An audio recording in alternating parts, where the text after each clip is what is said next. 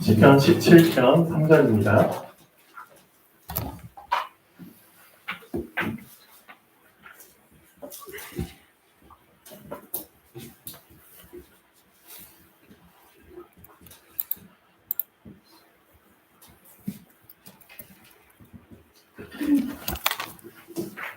자, 3주에 걸쳐서 렘넌트의 시간에 대한 부분을 같이 나누고 있습니다. 오늘은 렘넌트의 밤 시간입니다. 읽겠습니다. 주께서 내 마음을 시험하시고 밤에 내게 오시어서 나를 감찰하셨으나 흠을 찾지 못하셨사오니 내가 결심하고 입으로 범죄하지 아니하리이다. 아멘. 자, 우리 렘넌트에게 이런 밤 시간이 있어야 됩니다. 자, 우리 어른 렘넌트 분들도 밤 시간이, 이런 시간이 있으셔야 됩니다. 주께서 내 마음을 시험하시고 밤에 내게 오시어서 나를 감찰하셨으나 흠을 찾지 못하셨사오니 내가 결심하고 입으로 범죄하지 아니하리이다. 아멘. 자, 결국 우리에게는 아침, 낮, 밤. 자, 이렇게 세 영역으로 시간이 나눠지죠. 자, 결국 우리가 이 세 영역의 시간에서 정말 붙잡아야 될 게 뭘까요? 자, 되게 간단합니다. 다른 것들을 붙잡는 게 아닙니다. 한 가지만 붙잡으시면 됩니다. 그 한 가지를 붙잡고 아침은 아침대로, 낮은 낮대로, 밤은 밤대로 그렇게 인도받으시면 됩니다. 그렇죠? 결국은 하나님이 우리에게 아침, 낮, 밤에 무엇을 붙잡으라고 주셨죠? 말씀입니다. 결국은 말씀입니다. 그러면 그 말씀을 붙잡고 인도를 받아야 되잖아요. 그래서 이거 말고는 없습니다. 그렇죠? 말씀 붙잡고 기도하는 사람은 결국 이 아침, 낮, 밤을 어떤 상태 속에서 누림, 이 상태 속에서 하루를 완성시켜가는 겁니다. 말씀, 기도, 누림. 자, 이 누림은 다른 말로 전도, 그렇죠? 누림, 전도, 그렇죠? 누림의 반대, 눌림, 그렇죠? 전도의 반대가 뭐죠? 전도가 무슨 뜻이에요? 전하는 거잖아요. 그렇죠? 무엇을? 도를, 빛을 바라는 거잖아요. 그렇죠? 해방시켜 주는 거잖아요. 보게 해주는 거잖아요. 그렇죠? 짐을 덜어주는 거잖아요. 그게 누림의 개념들이죠. 그것과 반대되는, 그렇죠? 그 개념들, 눌림, 포로되고, 눈멀고, 그렇죠? 눌리고. 자, 결국 우리 렘넌트들, 어제 목사님 이제 렘넌트의 밤 시간에 대한 부분을 얘기를 해주셨는데, 밤 시간에 가장 중요하게 여러분이 점검해야 될 게 뭐라고 하셨죠? 나의 영적 상태입니다. 자, 아침, 점심, 저녁 중에 나의 영적 상태가 가장 적나라하게 노출되는 시간이 밤 시간입니다. 왜 그럴까요? 여러분들도 직장이나 한참 활동하고 나서 집에 오면은 저녁 되잖아요. 그럼 저녁에 집에 오면은 피곤하죠? 피곤하다. 뭔 뜻이죠? 힘이 빠졌다는 뜻이죠.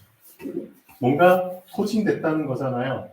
내 속이 지금 텅 비어가고 있다는 뜻이잖아요. 그 상태 속에서 만약 집에 왔는데 뭔가 할 일이 또 생겼어. 그러면 죽을 맛이죠. 그렇죠? 쉬고 싶은데 집에 할 일이 더 쌓였어. 그럼 집에 들어오고 싶을까요? 들어오기 싫겠죠. 왜? 저녁 시간은 말 그대로 나의 영적 상태가 절대 포장될 수 없는 시간입니다. 맞잖아요. 포장하는 것 자체가 그래도 힘이 있기 때문에 포장하는 거잖아요. 그래서 아침에는 힘을 준비하고 점심 때는 그 준비된 힘으로 포장하고 하루를 살아가잖아요, 사람들이. 근데 저녁 되면은 그 포장을 유지할 만한 힘이 없으니까 맨낮이 그냥 민낯이 다 노출되죠. 그렇죠? 나의 영적 상태를 가장 적나라하게 알 수 있는 시간이 밤 시간입니다. 그렇죠? 그래서 밤에 집에서의 나의 모습이 어떻게 보면 나의 가장 본연의 모습이 아닌가 싶습니다. 그렇죠? 결국 힘이 없기 때문이죠.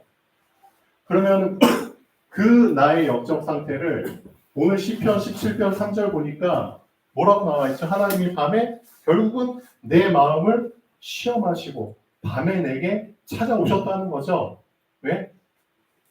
나의 가장 적나라한 상태를 보실 수 있는 시간을 하나님이 안 놓치시죠. 그렇죠? 그 시간에 나에게 찾아오셔서 나를 뭐 하셨다고요? 감찰하셨다는 거잖아요. 그렇죠? 그러나 흠을 찾지 못하셨사오니 이거 엄청난 겁니다. 다윗의 상태가 밤에도 하나님이 흠을 찾지 못할 만큼 어떤 상태 속에 있었다는 거죠? 말씀과 기도와 누림 상태에 있었다는 거잖아요. 그렇죠? 이게 어떻게 가능하냐는 거죠. 이 부분을 붙잡으셔야 되는 겁니다. 내가 결심하고 입으로 범죄하지 아니하였나이다.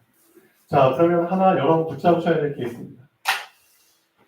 제가 지금까지 살아오면서 엄청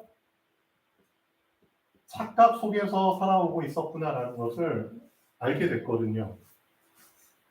제가 엄청 틀린 세상 속에서, 쉽게 말하면 다른 세상 속에서 살고 있었다는 것을 알게 됐습니다. 전 이게 당연한 줄 알았는데 알고 보니까 완전 제가 착각 속에서 살았던 거예요. 저는 그냥 제 주변의 사람들이 다 힘들어하니까 그래, 힘든 건 당연한가 보다. 인생 살다 보면은 힘든 일도 있겠지. 그냥 당연하게 생각했거든요. 옆에서 막 괴로워하는 사람들, 그렇죠? 막 낙심하고 좌절하고 절망하고 분노하고 심지어는 삶을 포기하고 정말 괴로워하고 이런 사람들이 제 주변에 넘쳐나거든요. 근데 저는 그게 이 세상 살다 보면은 이런 건 당연히 있는 거야 라고 저도 당연하게 생각했거든요. 근데 그게 착각이라는 걸 알았어요. 내가 그러면 지금까지 속고 살았던 거네? 한 방 먹은 것처럼 내가 진짜 틀린 세상 속에서 틀린 기준을 붙잡고 난 이게 맞는 줄 알았는데 이게 삶의 방식인 줄 알았는데 이게 아니라는 것을 알게 됐어요. 뭘 통해서 알게 됐냐? 되게 간단하죠? 하나님 말씀을 통해서 알게 됐어요. 근데 그 하나님 말씀 중에 저에게 정말 큰 충격으로 다가온 말씀이 우리 랩런트들도 이 말씀을 붙잡고 착각에서 빠져나와야 됩니다. 이 말씀은 될 수 있으면 외우시는 게 좋습니다. 외우셔야 됩니다. 안 외우면은 아마 힘들 겁니다. 또 착각 속에 빠질 수 있거든요. 고린도전서 10장 13절입니다. 정말 유명한 말씀이죠. 근데 우리가 이 말씀의 그 내용을 사실은 거의 모르고 있는 겁니다. 이 말씀의 내용을 알았다면 착각에서 빠져나올 수밖에 없거든요. 특히 우리 랩런트들 힘들고 괴로운 사람들 많을 거예요. 지금 뭐 때문에 힘들다, 뭐 공부 때문에, 학업 때문에, 가정 때문에, 그렇죠? 힘든 사람들 많아요. 근데 이 말씀 속에서 나의 착각이 깨져버리면은 뭐라? 내가 지금까지 속고 살았네. 그렇죠? 이런 답이 나오게 돼 있어요. 한번 읽어볼까요? 자, 사람이 감당할 시험 밖에는 감당할 시험 밖에는 너희에게 당한 것이 없나니 하나님은 미쁘사 너희가 감당치 못할 시험 당함을 허락지 아니하시고 시험 당할 즈음에 또한 피할 길을 주사 너희로 능히 감당하게 하시느니라. 이 말씀이 한 절인데 이 안에 엄청난 답이 들어있는 거예요. 어제 우리 목사님 토요일날 내강의 메시지 주시잖아요. 어제 내강의 메시지의 그 핵심이 뭐냐면 정확한 언약입니다. 정확한 언약을 붙잡으라는 겁니다. 그러니까 말씀을 정확하게 붙잡으라는 겁니다. 그래서 오늘 우리도 이 고린도전서 10장 13절 말씀을 조금 더 정확하게 붙잡는다면 나의 착각, 그렇죠? 내가 지금 틀린 세상 속에서 잡혀서 이 틀린 기준 속에 눌려서 힘들게, 그렇죠? 괴롭게, 낙심, 좌절, 포기 이 상태 속에서 살던 내가 이제 빠져나올 수 있겠죠. 조금만 깊이 들어가 볼까요?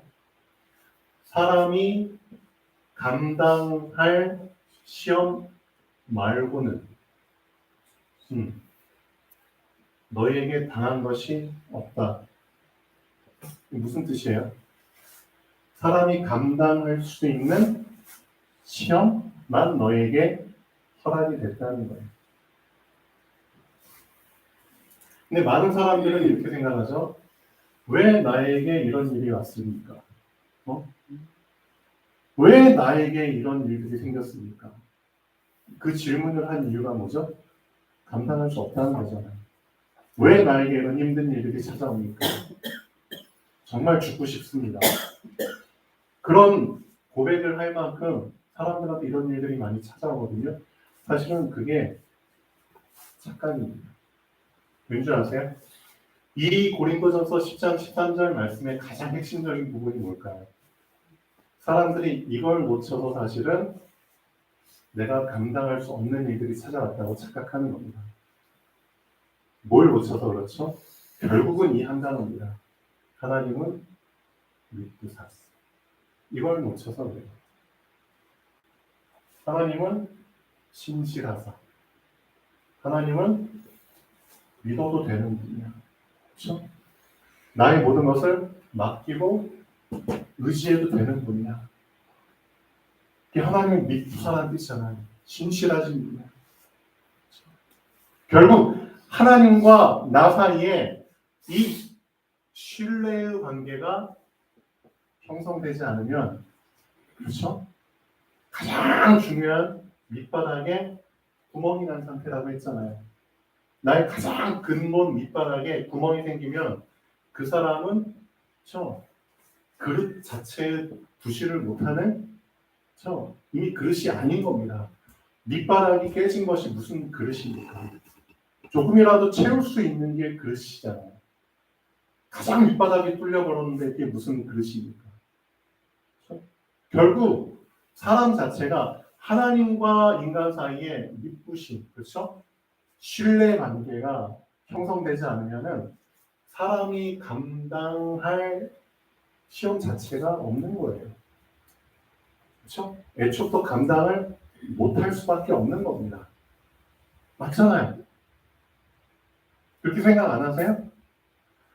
하나님과 나 사이에 이 신뢰 관계가 형성됐기 때문에 그 속에서 이런 해석이 나오는 겁니다. 그렇잖아요.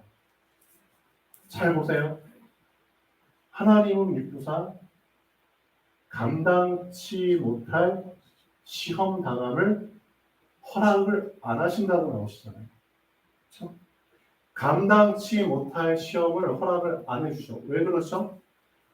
인간 자체가 감당할 수 있는 그릇이 아니거든요. 그렇잖아요.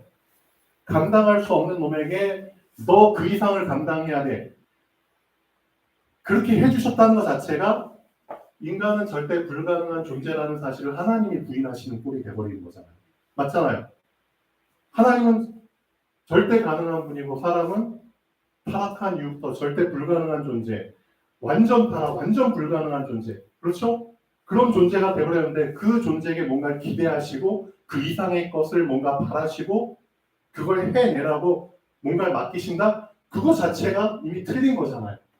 그렇게 생각 안 하세요?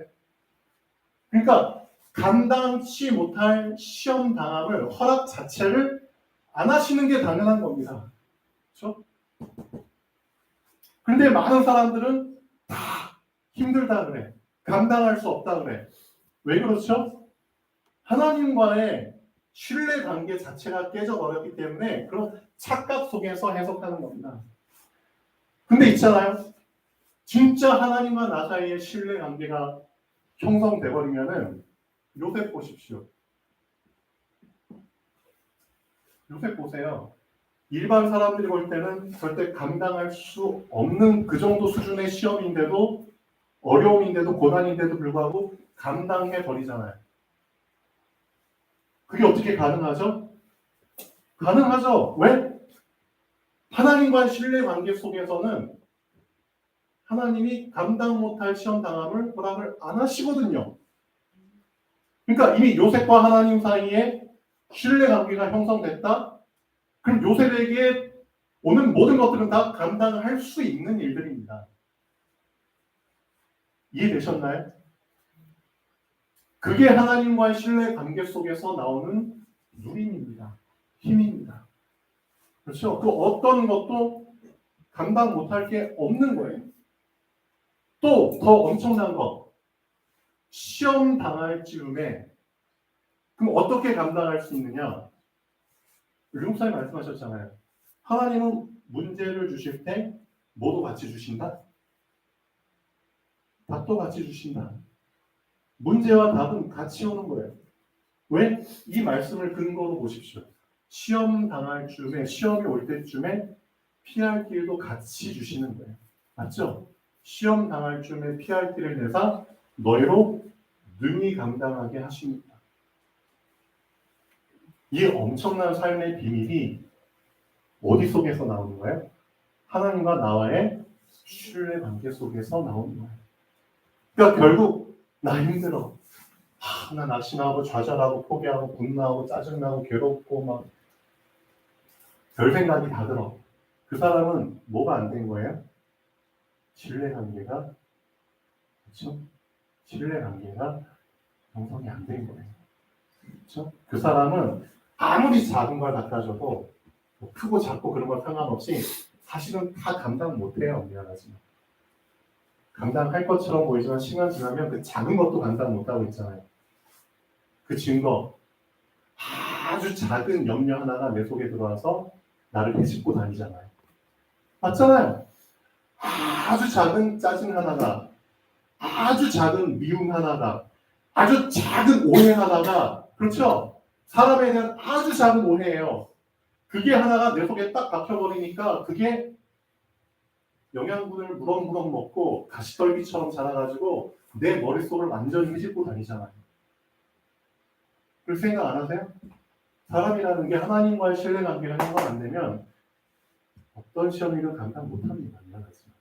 절대 감당 못합니다. 이게 절대 불가능한 존재입니다. 절대 불가능한 존재입니다. 그런데 이 절대 불가능한 존재가 모든 시험을 다 감당할 수 있다? 어떻게 가능하죠? 하나님과의 신뢰관계가 형성됐을 때 가능한 겁니다. 절대 불가능이 절대 가능과 만나버린 거예요.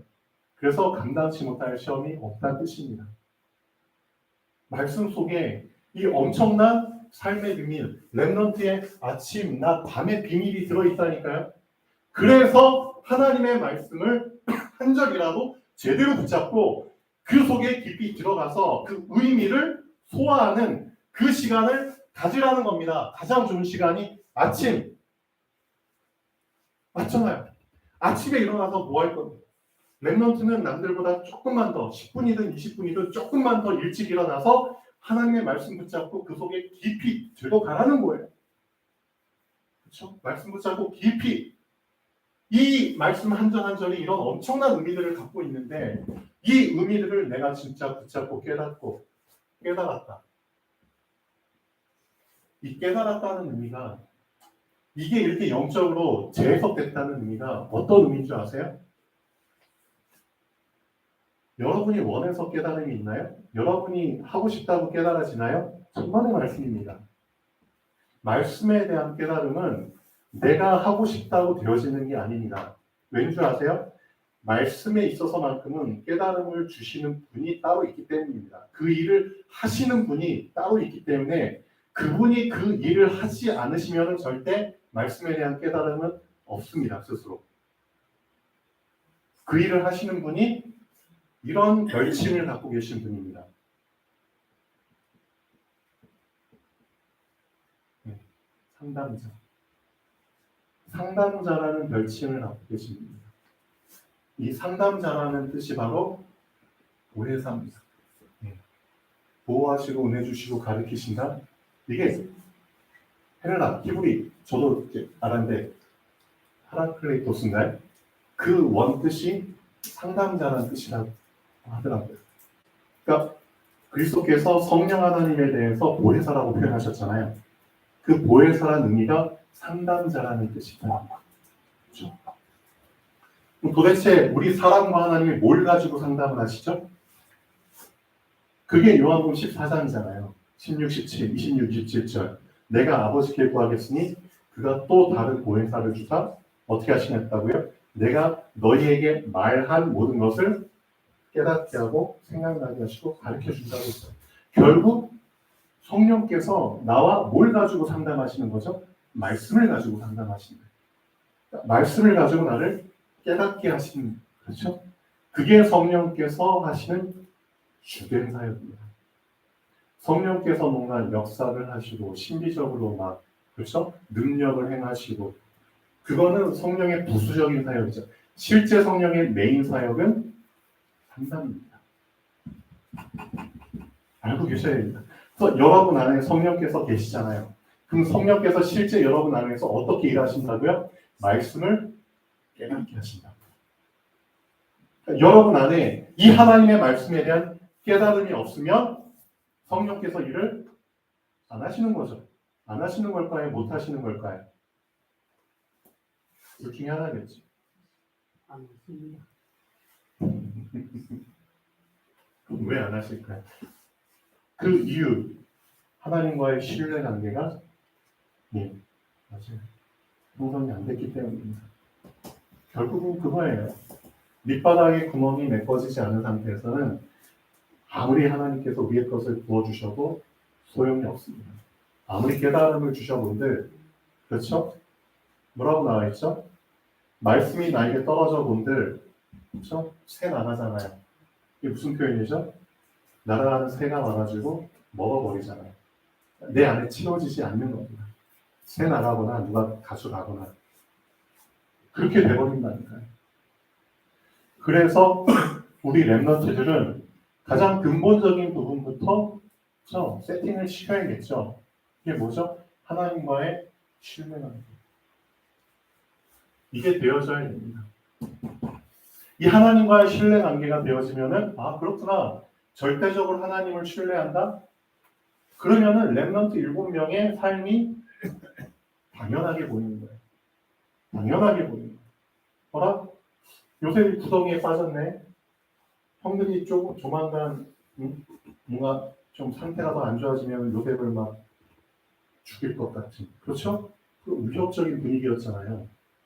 형들이 10명이나 있었는데 10명의 형들 중에 요셉한테 악감정을 갖고 있는 형들이 많았잖아요. 그 질투라는 게 결국 사람을 죽이기까지 한다니까요. 왜 아버지는 요셉만 좋아해? 왜 아버지는 우리 엄마들은 안 사랑하고 왜 요셉의 엄마만 사랑해? 그렇죠? 그 질투가 결국 죽음으로 내본다니까요. 그래서 형들이 죽이려고 했잖아요. 웅덩이에 빠뜨렸잖아요. 근데 잘 보세요. 요셉이 하나님을 전적으로 신뢰했죠. 시험의 구덩이에 빠졌죠. 근데 딱 그 시간에 절묘하게 저 멀리서 누가 오고 있었죠? 이스마엘 상인들이 오고 있었잖아요. 그거 어떻게 해석하실 건데요?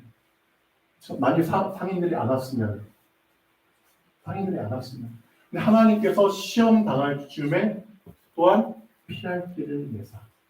그렇죠? 이건 절묘한 하나님의 타이밍입니다. 여러분도 마찬가지입니다. 절대적으로 하나님을 신뢰하면은 시험이 와도 괜찮다니까요. 감당할 수 있으면 감당하게 하시고 또한 피해야 되면은 피할 길을 같이 주시는 겁니다.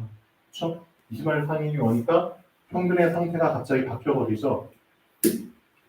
우리 죽이지 말고 팔아버리자. 피를 우리 손에 묻히지 말자. 결국 피할 길을 내가 어떻게 능히 감당하게 하십니다. 이 고린도전서 10장 13절 말씀이 우리의 아침, 낮, 밤에 대한 정확한 답을 제시해주고 있다니까요. 결국은 아침이든 낮이든 밤이든 하나님과의 절대적인 신뢰관계 속에서 되어지는 겁니다. 하나님과 나 사이의 신뢰관계는 무엇을 통해서 체결되죠? 말씀을 가지고 체결되는 거잖아요. 그래서 우리 렘넌트들은 이 부분이 나에게 뭐가 될 때까지, 오직이 될 때까지 그 시간을 계속 가지셔야 됩니다. 우리 어른 렘넌트 분들도 그렇죠? 이게 나에게 오직이 될 때까지. 신학을 보면 기독교에 5가지 솔라라는 개념이 있잖아요. 솔라. 5가지. 솔라가 오직이라는 뜻이잖아요. 그렇죠? 여러분이 오직 얘기는 많이 하는데 실제 그 오직의 내용을 잘 모르고 계시잖아요. 진짜 내가 붙잡아야 될 그 오직이 뭔지를 잘 모르고 계시거든요.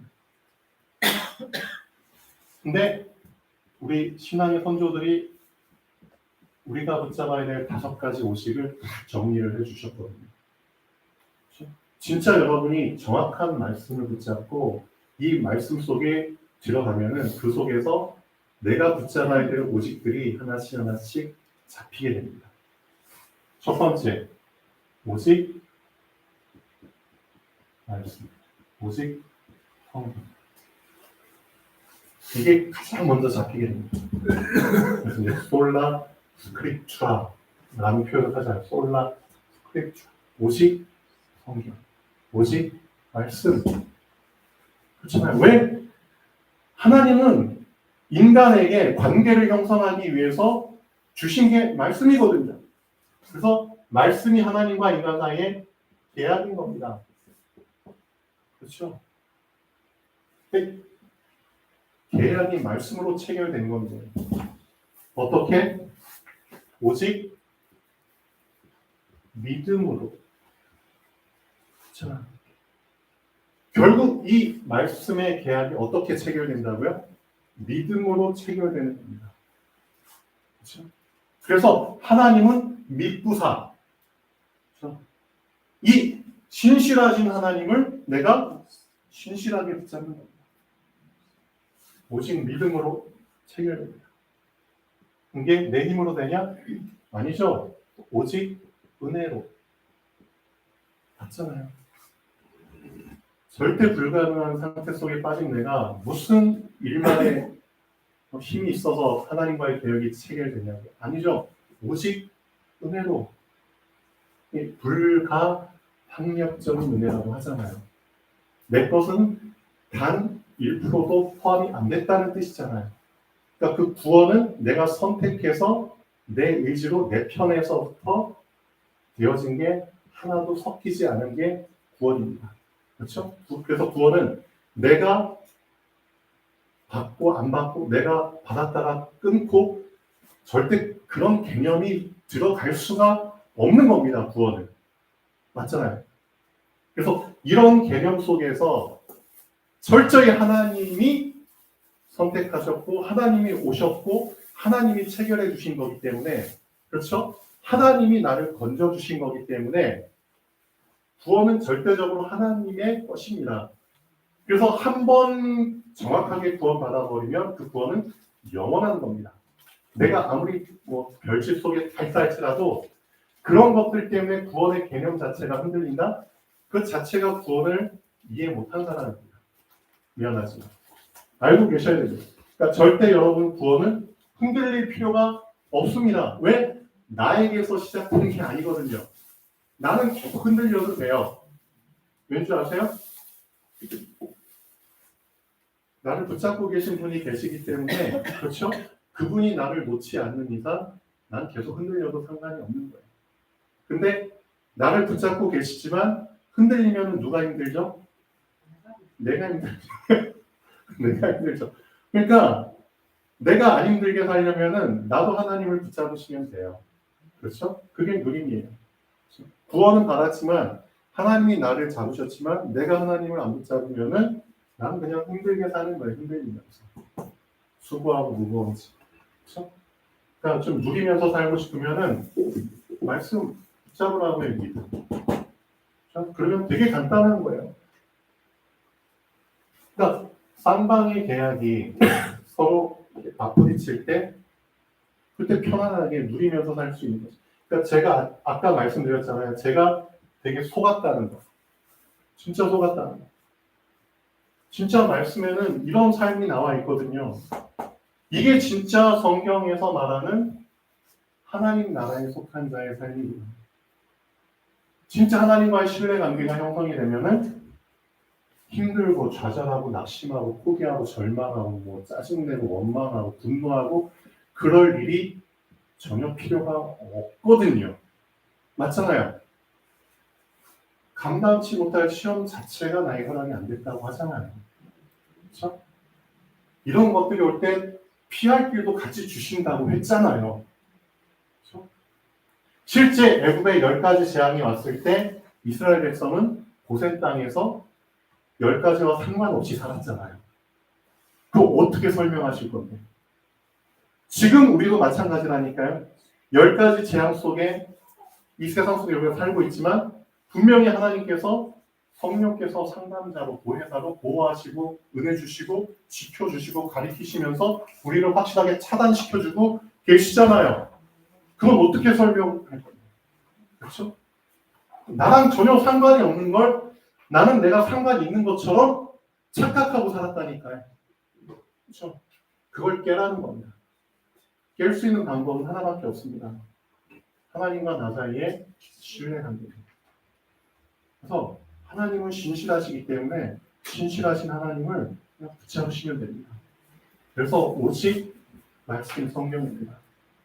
하나님의 신실하심이 성경에 다 기록되어 있잖아요. 그래서 그냥 그대로 붙잡으라는 겁니다. 무엇으로? 믿음으로. 그렇죠? 은혜로 붙잡으라는 겁니다. 내 식대로 해석하지 마세요. 맞잖아요.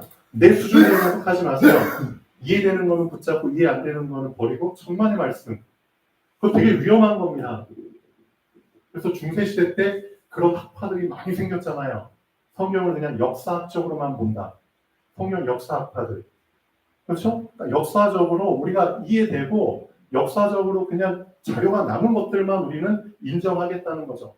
그럼 하나님이 펼치신 역사의 흔적이 없어져 버린 그 기적들은 인정 안 하겠다는 거잖아요. 그게 위험한 거죠. 그러니까 그런 사상들이 지금 우리 현대 기독교에도 계속 스며들어가 있다니까요. 그러니까 점점 그렇게 되니까 오직이 안 되는 거예요. 오직 성경만이 기준인데 여기에 다른 기준을 자꾸 집어넣는 거죠. 맞잖아요. 그래서 신자유주의 신학. 그렇죠? 어떻게까지 막 성경이 변질되는지 아세요? 신학교에서? 이제 성경을 은유적으로만 보려고 해요. 은유적으로. 예를 들면은 주 예수를 믿어라. 그래야만 너와 내 집이 구원을 얻으리라. 근데 이 은유적인 사상에 잡힌 사람들은 이걸 또 어떻게 해석하는 줄 아세요? 주 예수를 믿어. 이건 주 예수를 믿으라는 의미보다는 그렇죠? 상징적인 의미야. 상징적인 의미라고. 이 예수가 꼭 그 예수만 의미하는 게 아니야. 다른 예수도 있다는 거야. 다른 종교들도 다 자기만의 예수가 있는 거야. 그러니까 다른 종교들도 다 구원이 있는 거야. 그래서 WCC가 만들어졌다니까요. 모든 종교 속에 구원이 있는 거야. 꼭 너희 기독교에서 말하는 그 십자가에 못 박힌 예수만 그 예수가 아니라고. 이건 그냥 은유적인 표현이야 라고 그런 식으로 변질을 시켜버리고 있다니까요.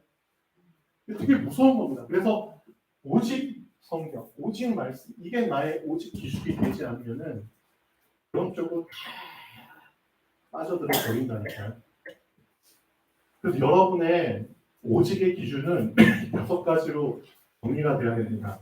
오직 성경, 오직 믿음, 오직 은혜, 오직 그리스도.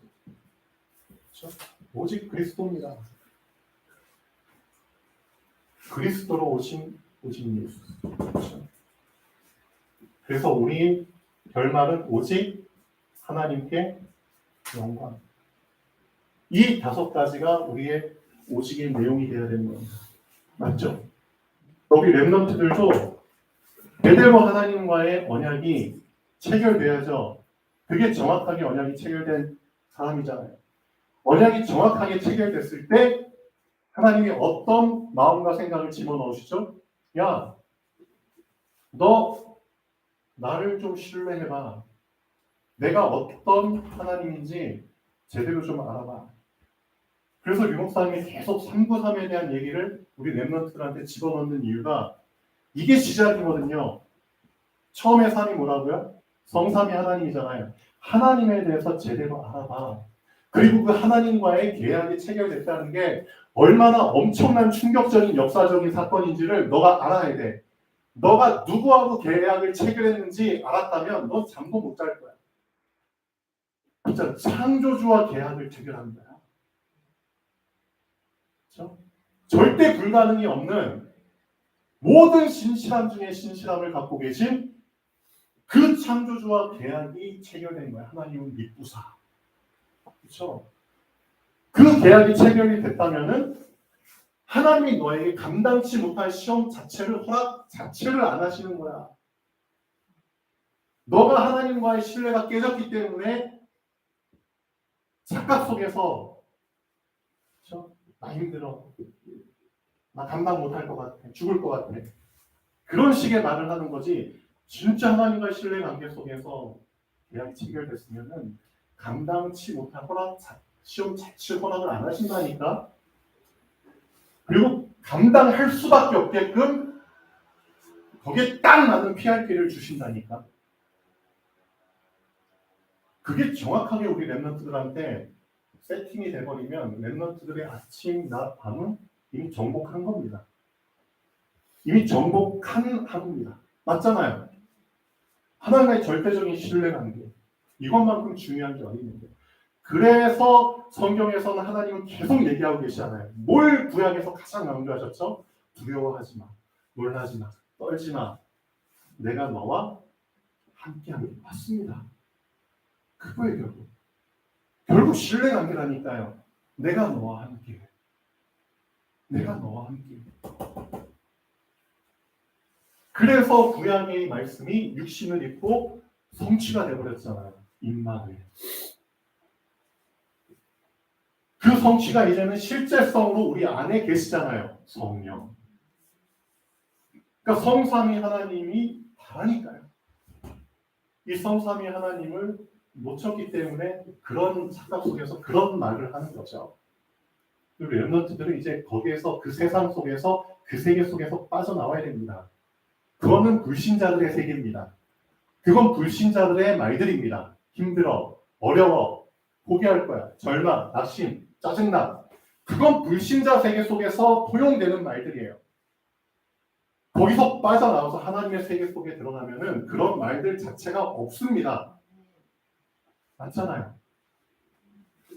렘넌트들이 한 고백들이 그렇죠. 하나님 나라에서 통용되는 말들입니다.